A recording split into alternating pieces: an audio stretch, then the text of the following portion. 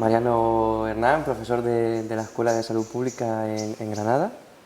Bienvenido, muchas gracias por estar aquí con nosotros. Gracias a vosotros por invitarme. Bueno, pues te hemos invitado para algo muy específico, que es para hablar sobre la salud pública, ¿no? Un poco qué es esto y de verlo de un punto de vista cómo ha ido evolucionando. Entonces, cuando hablamos nosotros de salud pública, nos solemos centrar casi siempre en la parte preventiva. ¿Esto por qué ha sido así? Porque la tradición del abordaje de los problemas de salud ha venido de la mano de unos perfiles profesionales y de unas necesidades determinadas de la población. Y la lógica del abordaje de los problemas de salud pública es una lógica de resolver qué está ocurriendo con el efecto de determinados agentes en las personas, del tipo que sean. Y eso ha generado pues, que haya una ciencia o unas ciencias que están alrededor de la medicina, casi todas, que hayan ido a resolver los problemas para curar a las personas de sus males. Sin embargo, poco a poco, la evolución de esa ciencia ha ido llevando a pensar que algunos de los males que tenían las personas se podía prever, que procedían de algún factor o un conjunto de factores determinantes de eso que llevaban a que las personas enfermaran o muriesen. Y entonces, salubristas centrados precisamente en dónde están los agentes y qué efecto tienen los agentes en las personas, empiezan a reflexionar sobre cómo tomar medidas para tener cautelas, para protegerse, para hacer que las personas enfermen y mueran menos o no enfermen y mueran. Y eso es una tradición de la medicina, una tradición que además ha favorecido muchísimo el papel de la medicina moderna y el papel de la salud pública poco a poco. Lo que ocurre es que eso nos ha ido haciéndonos concentrar en cómo resolver los problemas o cómo prever que no ocurran determinados problemas desde un enfoque centrado básicamente en qué le genera a las personas un déficit o qué necesidades tienen las personas. Y casi eso nos ha ido llevando a ver que las personas están inacabadas, que hay que completarlas. Y este es un poco el planteamiento de por qué los enfoques centrados en la salud pública o en la medicina que se relaciona con la salud pública han sido enfoques para la prevención, porque la prevención es una herramienta fundamental de la salud pública. Frente al modelo preventivo, ¿no? Preventivista, se encuentra la salutogénesis. ¿Eso qué es?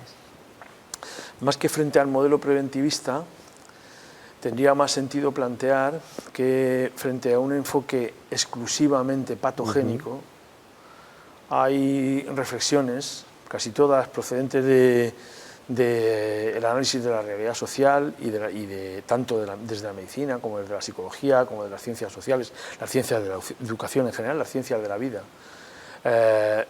Se han ido centrando poco a poco, las ciencias humanas se han ido centrando poco a poco en ver que efectivamente podría estarnos ocurriendo que nos poníamos una especie de ceguera delante de los ojos, o casi más que ceguera, un tamiz.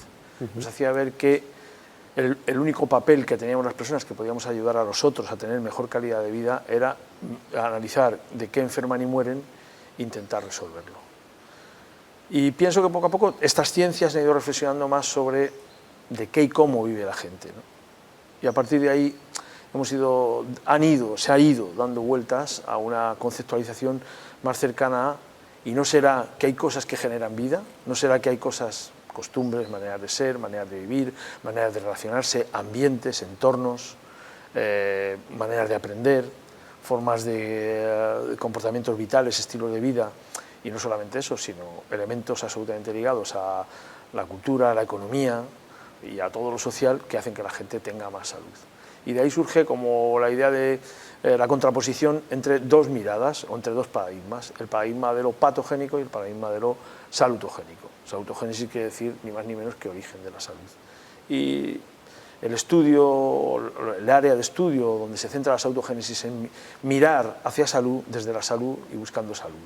¿Qué hace que haya gente que progrese, perdure, viva mejor, aun habiendo vivido condiciones parecidas a otros que no progresan o que se quedan en el camino? Pues que ante una misma circunstancia, ¿no? Siempre se ha estudiado qué es lo que hace que unos se enfermen y otros no, y en cambio sería ver también qué es lo que hace que alguien pueda pasar esas circunstancias, ¿no? Ante una misma... Exactamente, o sea, nuestro énfasis ha sido siempre mirar qué hace que unos se enfermen y otros no, y probablemente esta visión, este prisma de la autogénesis, que hace que unos vivan bien, estén sanos o estén saludables. Aquí hay un problema también que tenemos los salubristas en general y otros que trabajan en las ciencias ligadas o en los abordajes ligados al bienestar, que es de qué hablamos cuando hablamos de salud.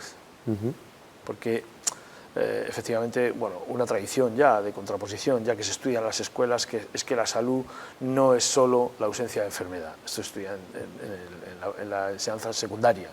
La salud es el completo bienestar físico, mental y social, dirían algunos, ¿no?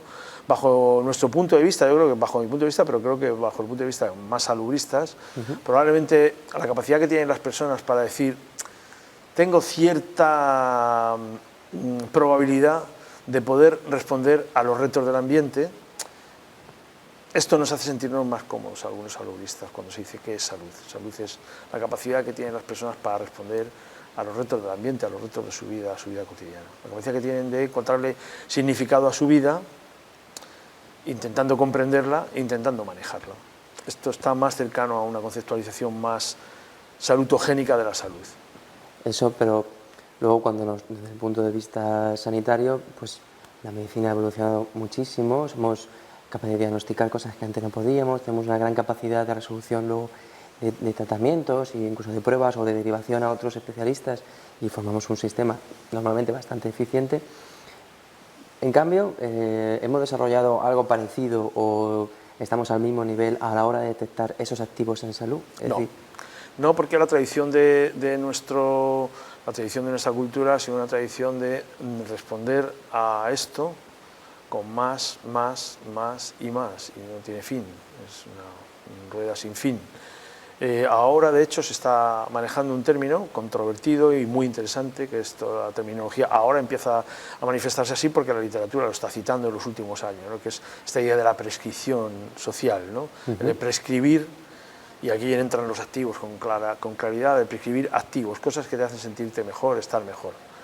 Cuidado porque otra vez está el prescribir, el más y más. Y creo que hay una idea que podríamos trabajar más en profundidad y que creo que es un buen reto para los saludistas, que es la idea de contrastar autonomía con heteronomía, ¿no? O sea, ¿qué hace que las personas se conviertan en consumidores de productos y servicios absolutamente heterónomos y dependientes de lo que le diga el sistema, o lo que le digan sus profesionales, ¿no? Lo que les diga la medicina o la enfermería, etcétera, ¿no? Entonces, bajo mi punto de vista, o nuestro punto de vista, creo que podríamos pensar desde otra perspectiva, que podría ser la perspectiva de qué riquezas trae la gente, qué cosas tienen las personas de un lugar que les pueden hacer sentirse mejor, vivir mejor, tener más recursos para la vida. Y esto es verdad que no lo puede resolver la medicina, esto lo resuelve la economía, lo resuelve la política, lo resuelve a veces medidas medioambientales, etcétera. Pero no hay que olvidar que también lo resuelven las personas que trabajan con pacientes, con personas que están en riesgo de enfermar, etcétera. Yo pienso que ahí tenemos un reto, que es el reto de aprovechar las riquezas que tienen las personas. Desde la historia clínica, difícilmente uno puede encontrarse historias clínicas, incluso hojas de problemas de las historias clínicas que hablen de usted qué riquezas trae aquí a la consulta, que yo pueda gestionar con usted para que usted pueda vivir mejor, hasta mecanismos de exploración, como por ejemplo no tendemos a identificar o mapear las riquezas de los pueblos, de las comunidades, no tendemos a mapear los activos, a identificar los activos que hay en los lugares. Y esta es la clave un poco de este enfoque alternativo, que no es un enfoque desbancador de ningún otro enfoque, pero sí que tiene cierto sentido y cierta lógica el que sea el modelo autogénico, o la perspectiva sea autogénica, la perspectiva del sentido de la coherencia y de los factores generales de resistencia, sea la perspectiva que sustente la lógica de la promoción de la salud. Si promoción de la salud es control de las personas y las comunidades sobre su salud, o hacer fáciles las opciones sanas, si estos fueran los dos elementos, digamos, delimitadores de lo que fue la propuesta de la conferencia primera de promoción de salud de Ottawa, la lógica sería que hubiera una ciencia, una teoría que de alguna manera sustentase esto. Y esta teoría podría ser la teoría de Antonovsky, la teoría autogénica, que básicamente pone su énfasis en saber si la gente, qué pasa con las personas, qué pasa con la salud de las personas que son capaces de comprender, manejar y encontrar significado a sus vidas, ¿no? y ahí hay un círculo interesante. Y por otro lado, ¿qué hacemos con los factores generales de resistencia? O sea, con las posibilidades que tienen las personas de vivir mejor por sus características y opciones individuales, por lo que pasa en su grupo de referencia, en su comunidad, en su grupo de vecinos, en su familia, o por lo que pasa con la macroestructura, la mesoestructura o la microestructura, lo que pasa con los determinantes sociales. Entonces, creo que esto nos saca de la exclusiva mirada de la prevención y de la exclusiva mirada de la patogénesis, esta humilde nueva mirada. Quizá también porque la salud pública normalmente se ha centrado en los grandes problemas de salud, quizá por su manera de comenzar en la historia. Desde la Revolución Industrial se ha centrado más pues eso, en los grandes problemas de salud, pero quizás dejando al individuo de lado. ¿Cómo volvemos a...? Bueno, no exactamente. Pienso, por un lado, que hay de nosotros si la salud pública no se hubiera ocupado de lo que se ha ocupado. Por un lado, es muy importante esto, es muy importante tener las garantías, por un lado, de que los sistemas públicos van a responder a las necesidades que tienen las personas, especialmente de las que tienen menos recursos. Hay de nosotros si esto no hubiera ocurrido así, hay de nosotros si tiembla y se tambalea el sistema sanitario público que es capaz de responder a las personas y a las comunidades con sus problemas de salud, pero creo que estamos en un momento interesante para pensar en que podemos crecer dejando de hacer algunas cosas de las que hacemos que son excesivas, invirtiendo ese tiempo más en la abogacía, en el trabajo con la comunidad, en el apoyo a las personas del lugar y en la extracción de cuáles son los elementos que hacen que las personas puedan vivir mejor, en esos activos que tienen ellos o las comunidades en las que viven. Y jugar a cómo utilizarlos, También hay una cuestión, y es que esto nos está llevando a una cierta horizontalidad y puede desdibujar en gran medida el papel que hasta ahora se atribuía a los servicios sanitarios de una manera pura y dura. Es fruto de debates. Ahora mismo estoy en la Escuela de Verano de Salud Pública y hemos debatido sobre hasta qué punto el médico debe prescribir o quedarse en segundo plano porque la vecina prescribe, porque la asociación de vecinos prescribe, porque el centro deportivo prescribe, porque el patronato municipal de cultura prescribe. Entonces, bueno, este es el juego, complementar y asociar este enfoque más preventivista con un enfoque más ligado en los factores autogénicos y los activos para la salud. Cuando estabas hablando antes de los activos de salud, sería esa capacidad que tiene el individuo, esa resiliencia que tiene de sobrevivir, pero hasta ahora siempre se ha dejado un poco como la propia oportunidad se ha dejado siempre a que sea el tesón del individuo el que lo saque de los problemas. No hemos tenido en cuenta quizás el generar esos activos que produzcan esa resiliencia para el individuo. Sí, bueno, volviendo al tema anterior de dónde está el individuo, la tendencia de los preventivistas, las personas que hemos trabajado en promoción de la salud, en educación para la salud, en salud pública, con un enfoque hacia la prevención, ha hecho que a veces nuestro trabajo haya consistido involuntariamente en culpar a la víctima. O sea, en plantearle a las personas que no tienen una conducta útil para su salud, cuestionarles su manera de vivir y decirles que tienen que vivir de otra manera. Y esta es como una herramienta central, es trasladarle la culpa al individuo. Bajo mi punto de vista, en este sentido tenemos también mucho que trabajar y analizar y explorar bien cuáles son realmente los factores que hacen que las personas vivan mejor y superar la carga en el individuo para pasar la visión a la estructura, la visión a lo macro, que a veces es lo que falla, ¿no? Sabemos mucho sobre qué efecto tiene la renta sobre la salud y qué ocurre con el gap de renta. Sabemos mucho sobre el efecto estresor de la injusticia, ¿no? Y cómo los efectos estresores repercuten claramente en el funcionamiento del cuerpo humano, ¿no? Y eso para nosotros es en este momento clave, explorar cuáles son los activos para la salud que hay en las comunidades y dónde está la fuente del estrés, llamémosle estrés maligno, ¿no? El estrés que hace que las personas, debido a situaciones injustas, sufran tanto que enfermen, ¿no? Entonces aquí hay un reto muy importante.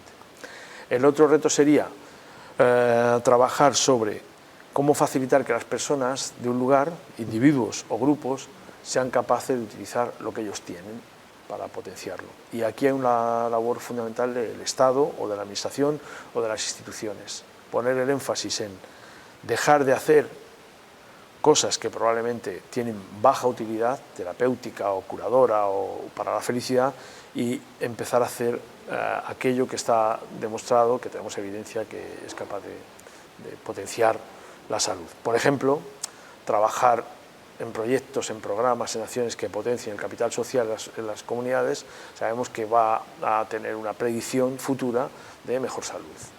Te lo decía lo anterior porque a veces en conversaciones ha salido el tema de que el éxito de que una persona haya sido capaz de salir de un mal ambiente sirve para culpabilizar al resto de que no han sido de que no lo han hecho porque no han querido, porque no se han esforzado lo suficiente para salir. Es decir, si tú no has conseguido un trabajo como él, que mira tú, que lo tenía todo en contra, ¿por qué tú no te lo has ganado? Sí, Donald Acheson, Sir Donald Acheson, ¿no? Planteaba sobre las supuestas medidas a adoptar en el Reino Unido cuando analizan cuáles son las realidades en las que podrían conseguir mayor éxito en salud pública, y analiza con gran fuerza que invirtiendo en madres que viven solas con hijos, en familias monoparentales, invirtiendo en los ambientes en los que se está invirtiendo en términos de beneficencia, o sea, las personas que tienen dificultades energéticas para vivir en invierno, o no tienen dinero para comer lo suficiente, o no tienen lo básico para vivir una vida más o menos aceptable.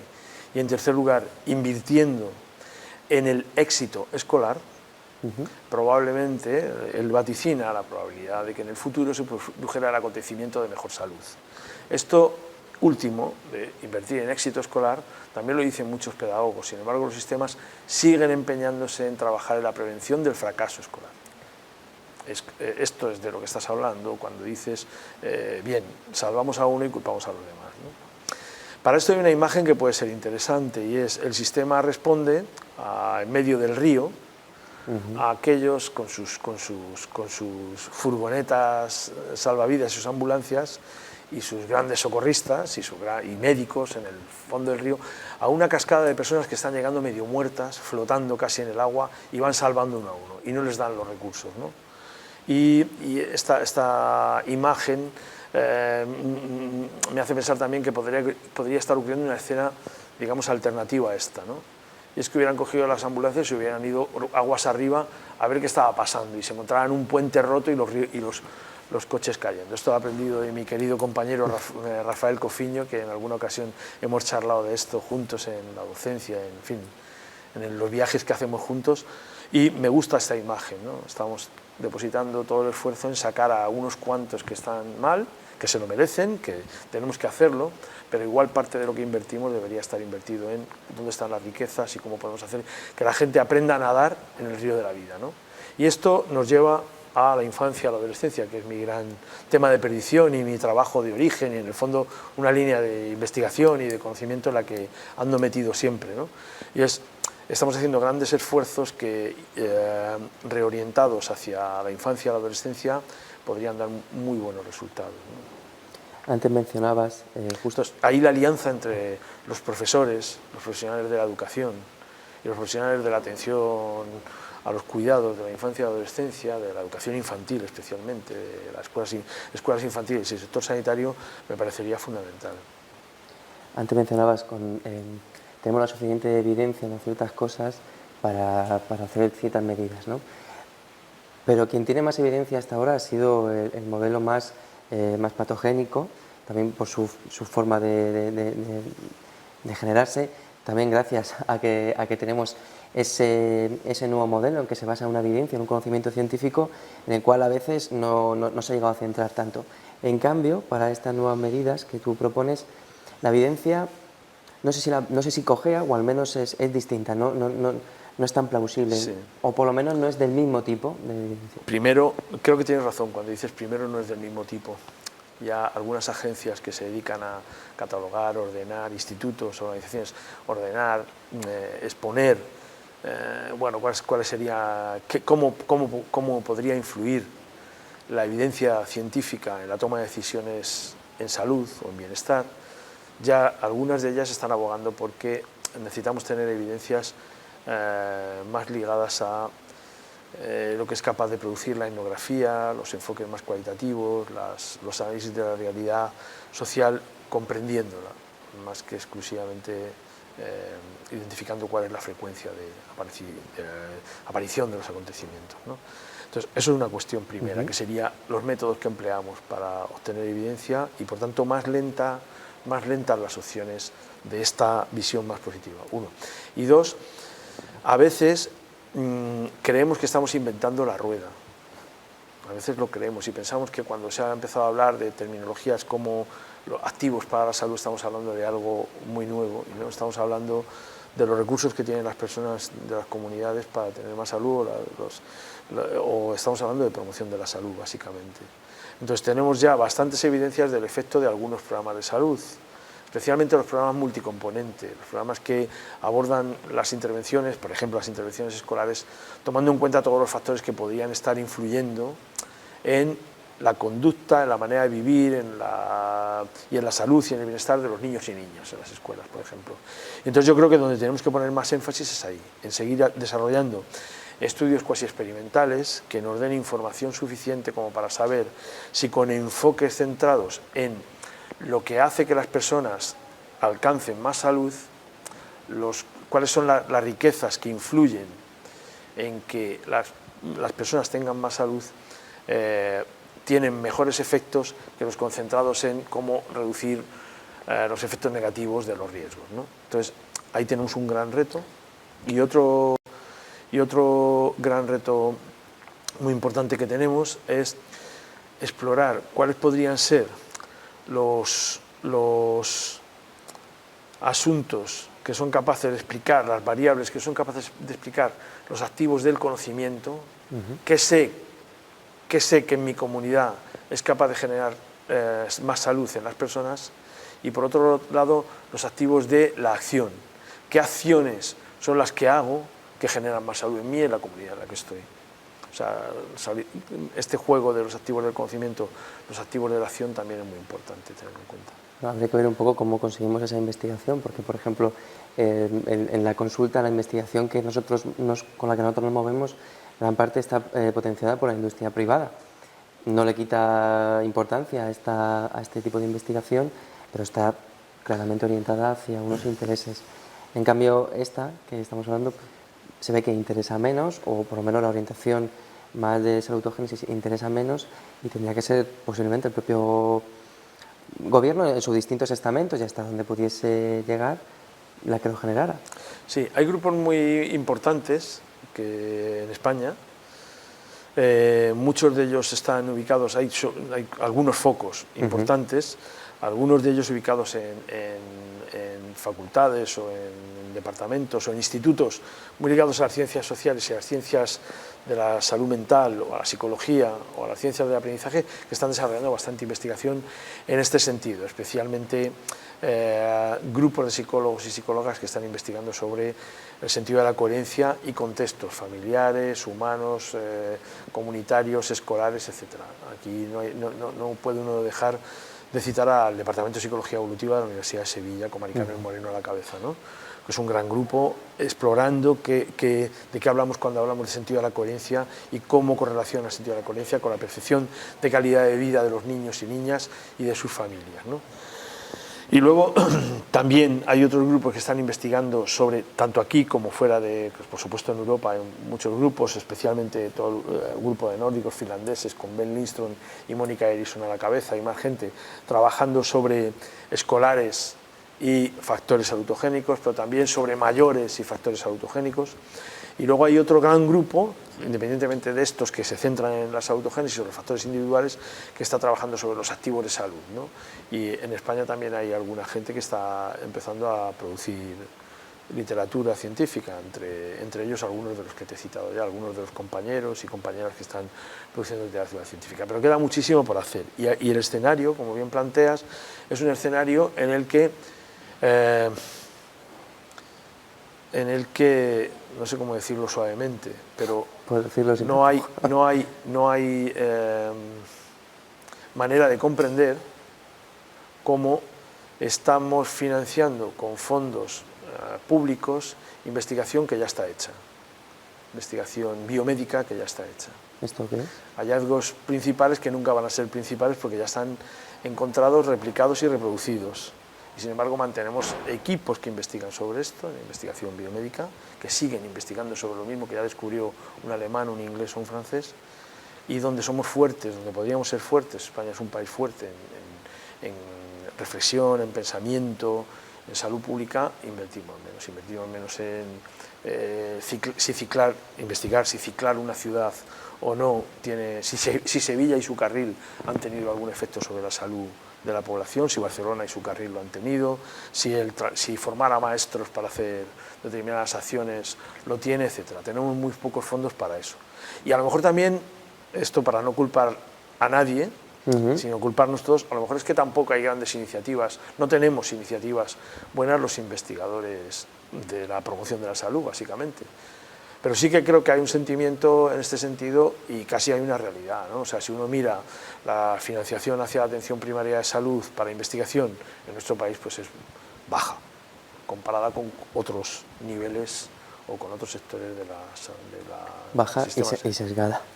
Por otra parte, cuando nosotros tenemos un modelo que se basa en detectar necesidades, nosotros normalmente lo que hacemos es detectar una necesidad y poner un servicio que supla esa necesidad. Pero al final lo que suele pasar cuando se pone en algunas comunidades en concreto, sobre ciclo todo, de consumo. Claro, lo que hacemos al final es una dependencia de la población a la que va dirigida y de ahí no salimos.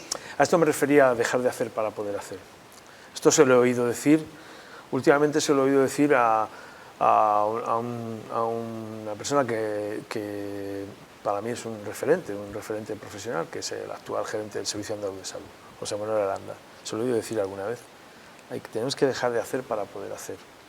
Y esto lo estamos interpretando como que probablemente en la atención primaria de salud, prefiero no reflexionar sobre otros niveles que hacen muchas cosas que no está muy claro si tienen utilidad o no, no es mi campo y por tanto no puedo opinar, pero en la atención primaria de salud podríamos hacer un esfuerzo por dejar de hacer para poder hacer abogacía, para poder estar implicados en la comunidad, para poder trabajar con las familias, para poder prescribir o recomendar activos comunitarios, para explorar y desarrollar mapas de dónde están los recursos y las habilidades y el talento de las comunidades.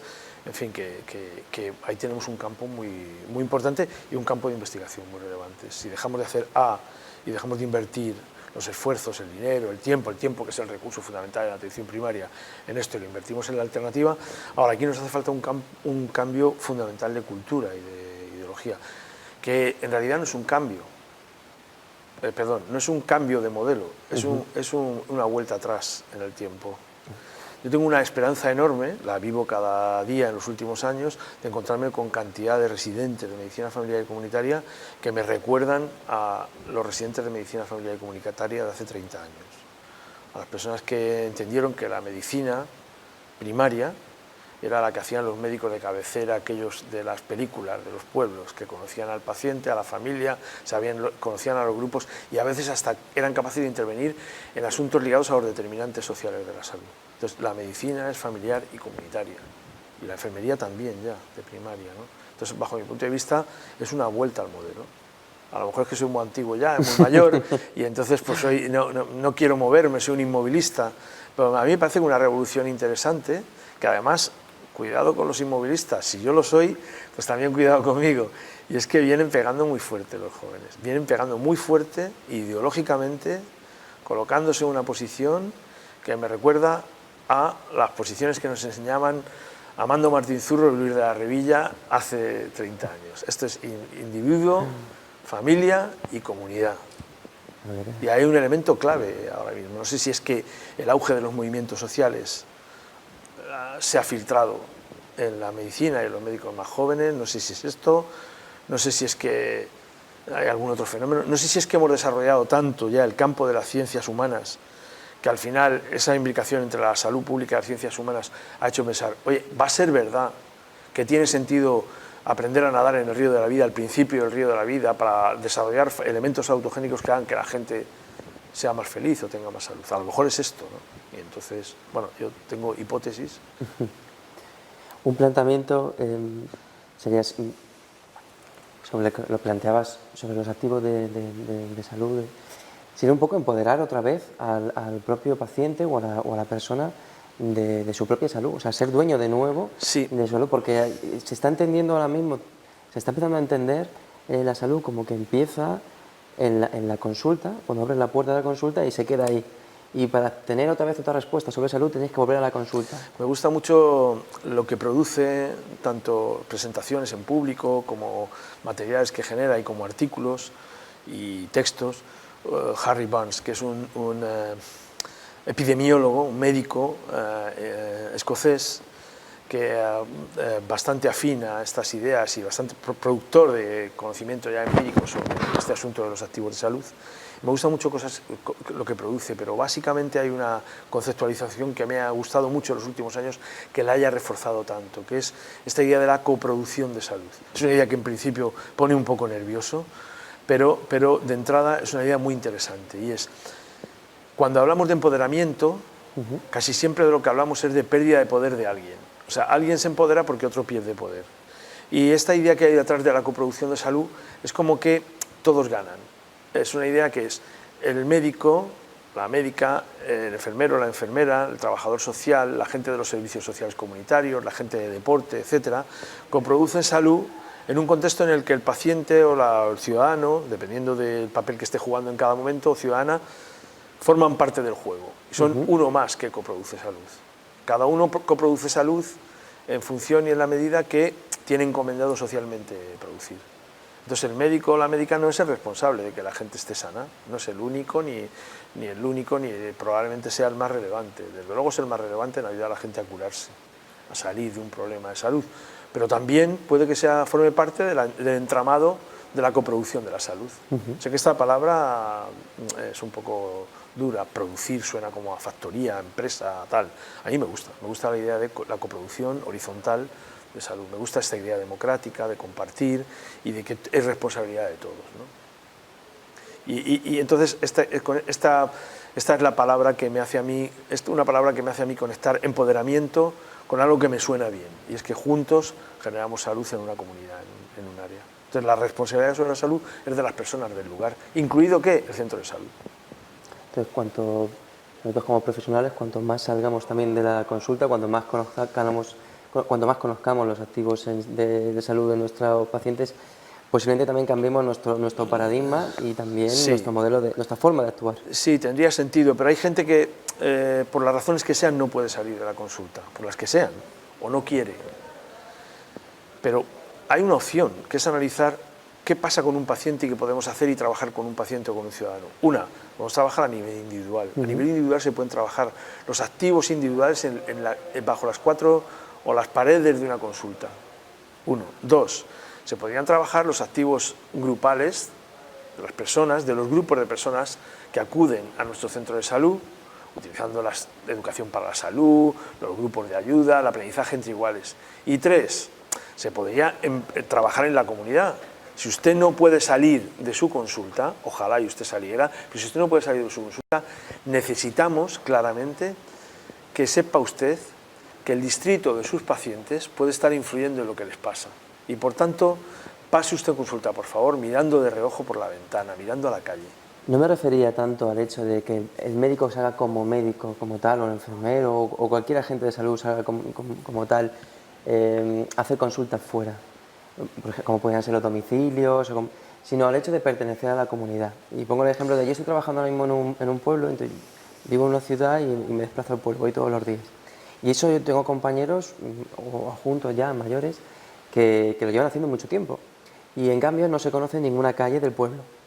Me refiero, estamos trabajando con una población en un pueblo en concreto, pero no tenemos ni idea de qué va el pueblo, ni cuál es la plaza bonita. Sí, sí, me encanta esta idea que planteas y además estoy de acuerdo contigo en que entiendo ahora lo que me querías decir.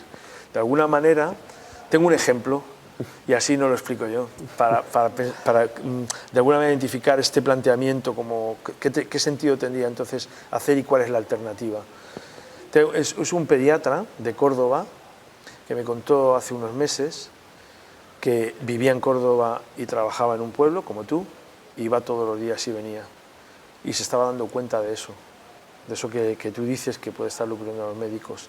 Y entonces lo que hizo fue ordenar su horario de manera que todos los días el desayuno lo llevaba a hacerlo, el tiempo del desayuno lo llevaba a hacerlo, añadiéndole una media hora de su trabajo más, que consistía, que él le llamaba eso, en cierta medida, la aproximación mínima que puede hacer uno en comunitaria, que es que todos los días hacía el circuito más frecuentado por los niños del pueblo para ir de las casas al colegio, un pueblo pequeñito. Entonces lo que hace es, su desayuno lo mezcla con enterarse de qué pasa con los niños. Al principio solo iba y miraba. Cuando llevaba 3 días empezó a ir, mirar y hablar, porque se empezaba a encontrar a la madre de Juanito y a Juanito. Y eso él me comentaba que le había hecho hacerse dueño de todo lo que era un poco la vida de la infancia en su pueblo, saber un poco qué pasa con la infancia en su pueblo, porque uno vive ahí, ¿no? O sea que a veces mini medidas, pequeñas medidas de implicarte y de meterte en la realidad. Yo no soy capaz de interpretar qué tiene que hacer un médico en una consulta o en un centro de salud, porque no lo soy y porque no me atrevo a meterme en esto, pero creo que esto puede ser una buena sugerencia. Y que para terminar, Mariano, un poco volver a la reflexión que habías hecho antes de si queremos un nuevo modelo o queremos introducir en este modelo que tenemos otras vertientes que puedan venir de las autogénesis y más, habría que ser un poco más flexibles a la hora de gestionar nuestra consulta. Sí. No tanto como profesionales, porque también es difícil, sino como administración. Sí, y poco a poco, tú lo vas comentando, ¿no? Con las nuevas generaciones, puede que tengan un pensamiento que suene antiguo, pero o que sea nuevo, pero que sea antiguo a la vez. Es decir, sí, vamos cambiando de nuevo. No soy capaz de ver un cambio radical, no soy capaz de verlo porque primero porque ya mi cerebro no da para ver un cambio radical, pero además no soy capaz de verlo porque no pertenezco a una generación que no ha hecho ninguna revolución. Entonces, no sé cómo se hacen las revoluciones, ¿no? Pero entiendo que hay que prever cambios, viendo lo que veo del grupo de profesionales más jóvenes con los que me relaciono ahora, que trabajan en atención primaria de salud o que están empezando a ser médicos de familia o están empezando a ser residentes, ¿no? Lo que preveo con esto es que de alguna manera se va a forzar algún tipo de cambio. Si hay residentes que están llegando a los centros de salud y nada más llegar se ponen a hacer vídeos sobre cuáles son las riquezas de mi barrio, y si encontramos residentes de medicina familiar y comunitaria que te dicen, ¿tú crees que antropología podría complementar mis estudios de medicina? Probablemente lo que estamos viendo es un posible cambio, y eso puede repercutir en la estructura y en la organización y el abordaje de los asuntos ligados a la atención primaria. Por ejemplo, puede que cambien los sistemas de información, puede que empiece la gente a presionar en el sentido más positivo de la palabra, para incorporar a la historia clínica, a los sistemas electrónicos, algo que permita recomendar riquezas de la comunidad desde la propia consulta. Y bueno, usted no tiene por qué estar recetando, pero sí puede estar recomendando a Manoli que para su problema lo mejor que puede hacer es juntarse con Petra y con Luisa, que salen todas las tardes a pasear.